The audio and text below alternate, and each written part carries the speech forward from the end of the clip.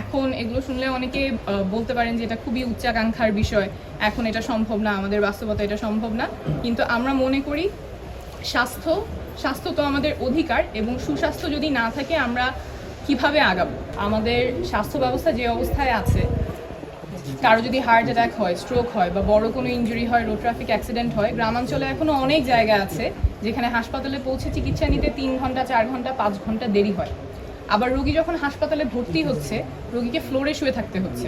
সুস্থ অবস্থাতেই তো আমরা মেঝেতে শুই না, কিন্তু আমি যখন অসুস্থ, আমি যখন সবচেয়ে ভালনারেবল, সেই অবস্থায় আমার মেঝেতে শুয়ে থাকতে হচ্ছে রোগীদেরকে।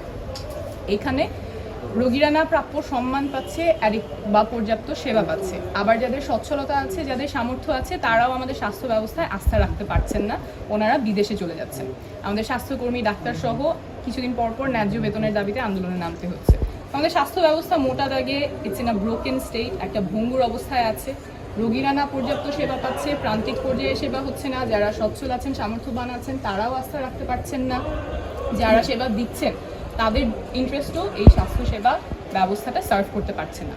তো এই বাস্তবতায় আমরা জাতীয় নাগরিক কমিটির পক্ষ থেকে আমাদের স্বাস্থ্য খাত সংস্কার কমিশনে কিছু প্রপোজাল রেখেছি।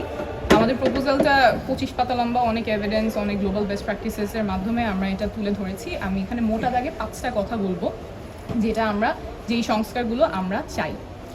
প্রথমত, যদি কারো এমার্জেন্সি হয়, যদি কারো টাইম ক্রিটিক্যাল কোনো অবস্থা হয়, যেমন হার্ট অ্যাটাক হলো, স্ট্রোক হলো, তখন দ্রুততম সময়ে কিভাবে সেবাটা নিশ্চিত করা যায়, সেই ব্যাপারে ইনফ্রাস্ট্রাকচার কেমন হবে, সেই ব্যাপারে মেকানিজমটা কেমন হবে, সেটা নিয়ে আমরা প্রপোজাল দিয়েছি।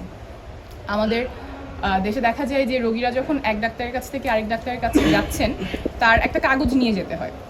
তো সেই কাগজটা আবার কয়েক মাস পরে হারিয়ে যাচ্ছে, থাকতেছে না।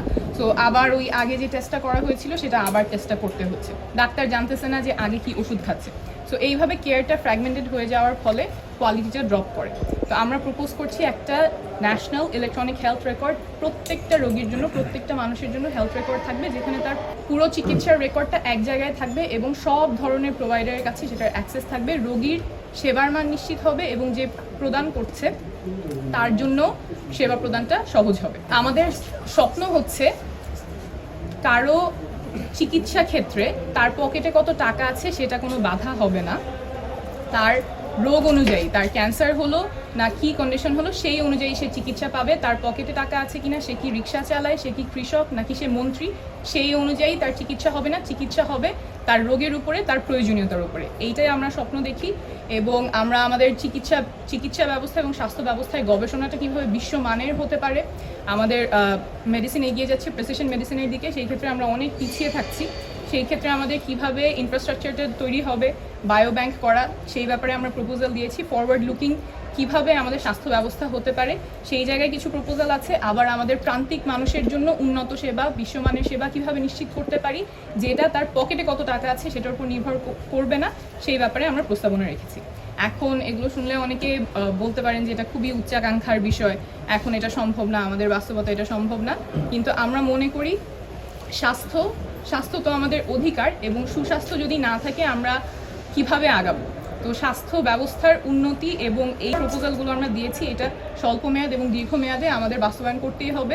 আজকে আমরা শুরু করছি, কিন্তু এটা বাস্তবায়ন হওয়া না পর্যন্ত আমরা এই সংগ্রামে থাকব। We will continue hour journey যতক্ষণ না পর্যন্ত আমরা সবার জন্য উন্নত মানের স্বাস্থ্যসেবা নিশ্চিত করতে পারবো। কোনো এমার্জেন্সি হয়, কারো হার্ট অ্যাটাক হলো, কারো স্ট্রোক হলো, তখন সময়টা খুব গুরুত্বপূর্ণ, এবং এই ক্ষেত্রে খুব দ্রুততার সাথে আমরা কিভাবে চিকিৎসা ব্যবস্থাটা নিশ্চিত করব সেইটা একটা গুরুত্বপূর্ণ জিনিস। এবং আমাদের পুরা কেয়ার ব্যবস্থা, এটা গুরুত্বপূর্ণ বলতে পুরো স্বাস্থ্য ব্যবস্থাটাকে আমাদের ঢেলে সাজাতে হবে, যাতে প্রান্তিক মানুষের জন্য এবং সব লেভেলের, সব স্তরের মানুষের জন্যই চিকিৎসা ব্যবস্থাটা একইভাবে কাজ করতে পারে। তার যে প্রয়োজন, সেই প্রয়োজন অনুযায়ী তার স্বাস্থ্য ব্যবস্থা নির্ধারিত হবে, চিকিৎসা ব্যবস্থা নির্ধারিত হবে। এইটার জন্য যে মেকানিজম প্রয়োজন সেগুলো আমরা আমাদের প্রপোজালে তুলে ধরেছি। 7টা বা 5টা ইয়ার মধ্যে অন্যতম একটা বিষয় হচ্ছে decentralisation of the treatment. Decentralisation বলতে আমরা কি বোঝাচ্ছি? রেফারেল সিস্টেমের পার্ট একটা।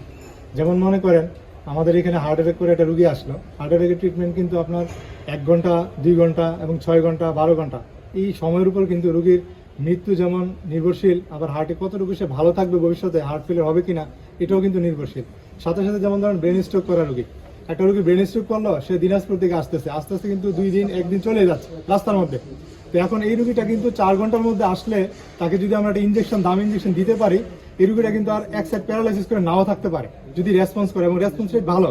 এই রেসপন্সটা হইলে রোগী কিন্তু আর স্ট্রোক করে পড়ে থাকতে পারে বিছানায়। তাহলে এটা কেন হচ্ছে? গোল্ডেন আওয়ার কাজে লাগানোর জন্য এক্স্যাক্টলি। আপনারা এটা কখন কাজ হবে? যখন আমার রেফারেল সিস্টেমটা অ্যাক্টিভেট থাকবে, ডিসেন্ট্রালাইজেশন। আর যে ট্রিটমেন্টটা ডাকা হচ্ছে, আমার কিন্তু বগুড়ার ডাক্তার, দিনাজপুরের ডাক্তার, এই কুষ্টিয়ার ডাক্তার জানেই না যে ইনজেকশনটা দেওয়া হচ্ছে।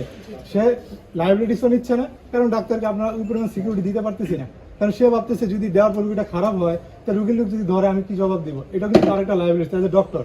বাট পেশেন্ট হিসেবে কিন্তু আমরা তাকে এটা এনশিওর করা, তার জন্য এটা আমার দায়িত্ব। এই দায়িত্বটা ডিসেন্ট্রালাইজেশন যদি করা হয়, ঢাকার যে ট্রিটমেন্টটা পাচ্ছে ইমার্জেন্সি বা গোল্ডেন আওয়ার, সেটা যদি পেরিফেরি দিতে পারি, তাহলে তার যেমন লাইফ সেভিং হচ্ছে, আবার তার কিন্তু ক্যাপাবিলিটি বাড়তেছে। আমার ট্রিটমেন্টটা এটা তো দিনাজপুরের লোক ঢাকা এসে পাবে না 4 ঘন্টায়, সম্ভব না। আর আমি তো যে যার ক্যাপাবিলিটি আছে তার কথা চিন্তা করা হচ্ছে, আমার জেনারেল পপুলেশনের কথা মাথায় আগে রাখতে হবে। একজনের যখন হার্ট অ্যাটাক হচ্ছে, ও কোথায় যাবে, কোন হাসপাতালে যাবে, কোন হাসপাতালে গেলে চিকিৎসাটা হবে, সেটা জানাটা ডিফিকাল্ট। অ্যাম্বুলেন্স কোথায় পাবে, অ্যাম্বুলেন্স নিয়ে কতক্ষণে যেতে পারবে, সেটা জানা ডিফিকাল্ট। সো আমরা দুইভাবে এটা চিন্তা করছি। একটা হচ্ছে একটা সেন্ট্রালাইজড সেন্টার থাকবে, যেখান থেকে এই পুরা জিনিসটা কোঅর্ডিনেট করা হবে, যে আমার সাতক্ষীরায় যখন কারো হার্ট অ্যাটাক হচ্ছে, ওইখানে হার্ট অ্যাটাকের যখন সিমটমস আসতেছে, অ্যাম্বুলেন্সটা ডিসপ্যাচ হয়ে যাবে, ট্রেইনড প্যারামেডিক্স থাকবে। আমাদের এখন প্যারামেডিক্স বলতে আমরা অ্যাম্বুলেন্স বলতে বোঝাই যে শুধুমাত্র ট্রান্সপোর্ট করছে, কিন্তু ওর ওখানে কিছু লাইফ সেভিং ইন্টারভেনশন দেওয়ার সুযোগ থাকে। তো সেই ক্ষেত্রে আমাদের ট্রেইনড প্যারামেডিক্স থেকে দ্রুততম সময় নিয়ারেস্ট যে সেন্টার আছে, কার্ডিয়াক এমার্জেন্সি সেন্টার, সেখানে নিয়ে যাবে। এবং নিয়ারেস্ট কার্ডিয়াক এমার্জেন্সি সেন্টারের ক্ষেত্রে আমরা বলছি যে আমাদের এই জায়গাটা ডিসেন্ট্রালাইজ করতে হবে, শুধুমাত্র ঢাকা কেন্দ্রিক যাতে না হয়, আমাদের রিজিওনাল সেন্টারগুলো যাতে অ্যাক্টিভেটেড হয় এবং থাকে। সেখানে আমাদের অনেকগুলো নতুন সেন্টার তৈরি করার বিষয় আছে, যাতে আমাদের এই লাইফ সেভিং ট্রিটমেন্টগুলো সবাই পায়। সেই জন্য রিজিওনাল হাব থাকবে, কিন্তু একটা জায়গা থেকে এটা পুরাটা কোঅর্ডিনেট করা হবে। যার হার্ট অ্যাটাক হয়েছে আর যার একটু কেটে গেছে, সেই জায়গায় যাতে একটা ট্রিয়াজ সিস্টেম থাকে, যার যত দ্রুত সাহায্য প্রয়োজন, সেই দ্রুত সাহায্যটা পাঠানোর একটা সেন্ট্রাল মেকানিজম থাকতে হবে। সেটা আমাদের প্রপোজাল আছে। Primary health care facility strengthen করা, ওখানে যাতে সুবিধাগুলো এবং ইনফ্রাস্ট্রাকচার থাকে, যে সিম্পল কেসেস, কমন কেসেস আমরা যাতে অ্যাডিকুয়েটলি ডিল করতে পারি, ওটা যাতে আবার টার্সিয়ারিতে আমাদের বার্ডেন না হয়। এবং শুধুমাত্র আরেকটা জিনিস যেটা আসে নাই, 5টার কথা, 5 নাম্বারটা হচ্ছে আমাদের যে স্বাস্থ্যসেবায় যারা কাজ করছেন, ডাক্তার সহ, নার্স সহ যারা আছেন, সবারই ন্যায্য বেতন কাঠামো যাতে থাকে এবং তাদের যা প্রাপ্য, তাদের ইয়ার্স অফ এক্সপিরিয়েন্স অনুযায়ী, স্কিল লেভেল অনুযায়ী, সেটাও যাতে নিশ্চিত করা যায়। কারণ স্বাস্থ্যসেবা যারা দিবে, তাদের জন্য যদি আমি অধিকার নিশ্চিত না করি, তাহলে আমাদের স্বাস্থ্যসেবা কিভাবে আমরা ভালো পাবো।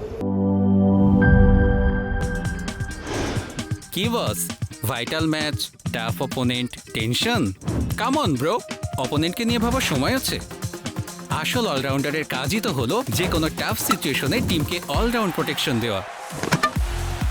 জাস্ট লাইক মাই টাইলক্স, যার অ্যান্টিব্যাকটেরিয়াল এজেন্ট টয়লেটের কোনায় কোনায় পৌঁছে 99% জীবাণু ধ্বংস করে, টয়লেটের কঠিন দাগ ও দুর্গন্ধ দূর করে টয়লেটকে রাখে ক্লিন আর সুবাসিত। টাইলক্স টয়লেট ক্লিনার, ক্লিন মানেই টাইলক্স।